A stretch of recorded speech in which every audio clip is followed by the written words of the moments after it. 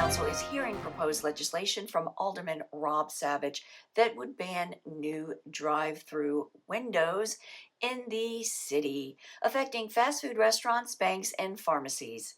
It's Friday, September 20th, 2024. I'm Kimberly Barton, broker-owner of Kinetic Realty, Maryland's indie boutique brokerage. This is the Annapolis Real Estate Report.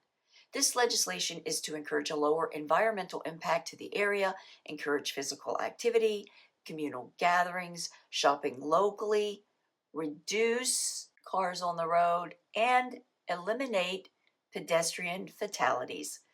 Annapolis is not the only city with bans or considering bans on drive-thrus.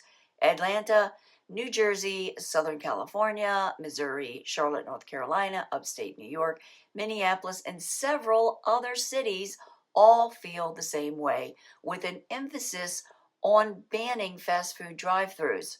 Congestion, accidents, pedestrian fatalities. If you wish to speak for or against this legislation, there is a hearing at 7 p.m. on October 14th at the city office in downtown Annapolis.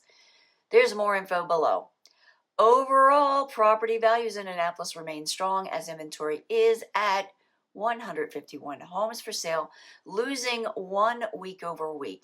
There are 19 homes coming soon, consistent with this past week. Homes going to contract rose to 25 and improving to 17 days before going under contract. 30 homes sold at 100% list to sold ratio in 9 days. Incredible when compared to the nationwide averages of 30 plus days. Rentals dipped to 26 available at $3,225 median dollars per month, which is still elevated above the Maryland median rental rate. That's a wrap for this week's Annapolis Real Estate Report for Friday, September 20th, 2024. Thanks so much for tuning in. Enjoy your weekend. I'll see you next week. Take care.